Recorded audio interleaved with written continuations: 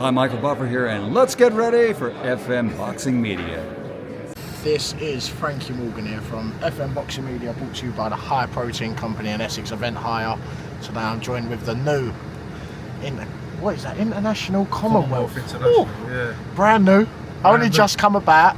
How many people have won one of them? There's probably only 10 people in the world, ain't there? You probably count them on one finger, yeah. Mate, I'm more happy it matches the car. The blue No belt. There was something about blue today. No belt, no shirt, no car, it's all going off, ain't it? Yeah, 100%. Great performance, was one you're happy with? Educational, yeah.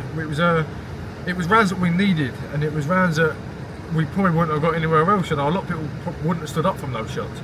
Like, I might have got him out in round one. Like, I don't really remember round one, but there was a lot of people who were like, fucking hell, round one was tough, wasn't it? And I was like, was it? I thought I was just boxing. Like, that was just me, innit? Like, I didn't think anything of it, but obviously I knew that I was like, I'm not going to get into an exchange with him in round one. But at the same time, I was like, no, that's just boxing. Like, we'd obviously calmed it down, but yeah, it was an educational 10 rounds. You just said to me off camera that there was no point where you were seeing stars, there was no point where you was but there was obviously points where you're thinking, I don't want to get in a war, I don't want anything like what's happened before, I want to box to my best abilities, and I think that's exactly what you've done in there tonight. And there was times where he was throwing big overhands and you was having to maybe jump a bit further than you wanted to, but is that all a part of the learning experience, getting back on track, winning these smaller titles before you go shooting for the moon? Of course, this is about education. Like, these distances, 10 rounds, 12 rounds, even 8 rounds, it's all about education. And that guy was so tough. I could have hit him with a baseball bat, the geese would have got up. You know, like, and someone like that in front of you who's willing to throw back, who's not going anywhere, will give you that education. Even though I know it was a late opponent change and X, Y, Z, and we might not have gone the distance with the original opponent, but that's invaluable. We couldn't have paid for those rounds. Yeah, and at certain points in there, I was sat with Luke and I'm saying his head movement. The head movement tonight was the best I've seen of you so far, without a shadow of a doubt. And there's points where you're jabbing, you're out of the way, you're jabbing again. And the distance control, I think from that round 5 all the way up until round 10, the distance control was probably your best attribute, weren't it? Yeah, definitely. I think especially when I sort of like sap his energy a little bit, I think the body shots were starting to get into him, like the mid rounds. But it started to slow down, starts to become a little bit more predictable, starts to see him a little bit more. He obviously liked to left. We knew he liked to left hook, and he liked to come around with like sweeping shots. So earlier rounds, I just made sure I stayed away from those, kept it at distance, controlled the distance when I could, and just pocketed the early rounds when I could. And then when he started to slow down, then I started to find my rhythm. Listen, the guy was dangerous. We knew he was dangerous. He was a big puncher, and it was someone I wasn't willing to exchange with. I'll be honest. Like, I've exchanged with big punchers before, didn't go my way. You know, like, that's the lessons learned. And now, like I've said with you, after I sat down with you personally, now we can look back at that as a distant memory and as a learning curve. We've showed that in there tonight that we've learned from it. Yeah, when you hit him with everything you've got, and there was a point, I think it was round 6, where he looked wobbled, but not majorly out on his feet or anything. But in the 10th round, when you're throwing shots that might not be as meaningful, but he looks wobbled, do you think that was a little bit of kiddery? Do you think he was trying to get you to walk onto a shot maybe? Because he did look a lot more wobbled in round 10 than you see him for the rest of the fight, didn't he? Yeah, I mean, there was times where I was like, is he going? And before, like, the old way would have gone, maybe he is, I'll gamble it.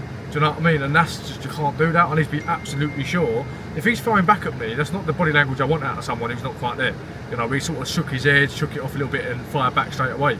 You know, so yeah, I was happy to box with him all night long, and that's what that was our game plan, was to get the 10 rounds. We were prepared for 10 rounds. We knew the guy was tough.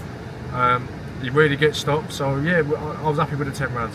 I said to Luke when he was sat next to me that in that fight could go either way. If you go into a war, then it could end up the same as last time, but you went in there, boxed with pure class. But when Azza's watching from the corner, is that the sort of thing that he's draining into you in between rounds? When you might get caught up in it, is he draining into you saying, Tom, you have to calm down, you have to box it? Yeah, 100%. Like, even like little things, like, I wasn't getting much instruction out of Azza because we was doing everything that we needed to do.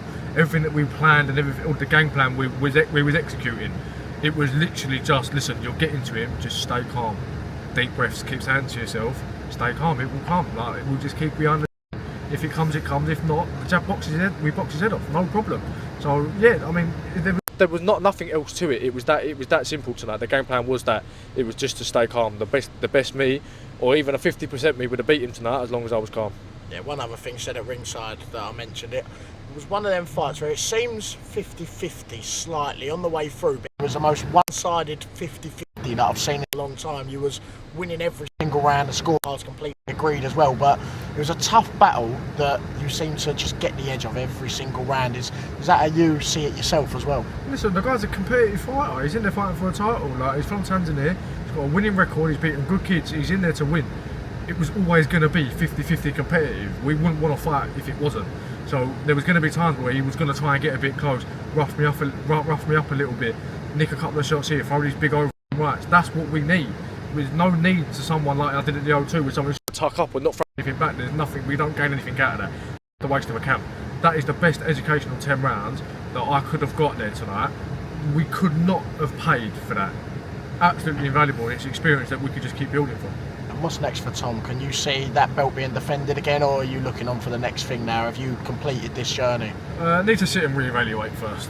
I need to sit down with my team, a couple of weeks off just to reevaluate, see what's around, see what fights are there to be made. Obviously, we're at the sort of the bit now where we're back in contention. We're back here now, where we would have been in September. We're back at that point of like, yeah, we're here to stay. We're in contention. Yeah, whatever title's there, whatever fight's there, I believe we just got to pick the right fights at the right time. Definitely some time off, and we just see what's about. But yeah, 100%, we keep building for me. I want to finish off with you showing a nice close-up of that belt, because not many people would have even seen this belt. It's a very new one, but a new one, yeah. I can see this being a very, very prestigious belt. I think it's going to be quite popular. Yeah, I'll be honest. Especially considering that there has been a lot of great fights already for that belt. Toomey Phillips, Ross Driscoll was unbelievable. That was the first one for this belt, and you followed on from that, because tonight was a great fight. And absolutely, it's good to see you come out the end of it. Regardless of the belt, man, it's your first title. You remember that forever. And honestly, it's a bit cliche, but you watch boys when you're 10, 11, 12, first started boxing. You watch them on the telly, they're winning these world titles, and even smaller titles. You're like, yeah, that must be so glorious, but you don't know what it's like until you win one.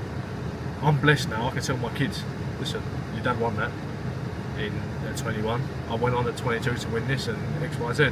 You know, buzzing. It's what it's all made for. Like, it's proof that hard work does pay off, and you just keep building, see how far you can go. That is one thing that always has to be touched on our interviews. We talked about it last time, but 21 years old, getting in there, you've had a massive loss, you've come back, it weren't even a warm-up fight. Even the last fight, it was one of them you just rode through it nice and easy, and then you got straight back in at the deep end. But to do that at 21, obviously, you don't want to talk about yourself too much, but how much bollocks does that show that you've actually got to get in there and do that at 21 years old? Listen, that's just me. I'm not interested in these bullshit fights. I'm not interested in these bullshit fucking... Like, I'm not interested. That is just me. I'm in this to be the best version of myself as early as possible. Obviously, we take our time, but I'm in to be like, no. 21, I achieved this and this. I might still have 15 years in this game. Do you know what I mean? I've just done my first 10 round fight. For me, my career is now starting from here. This is where I start my career. I'm starting my education now as a championship fighter.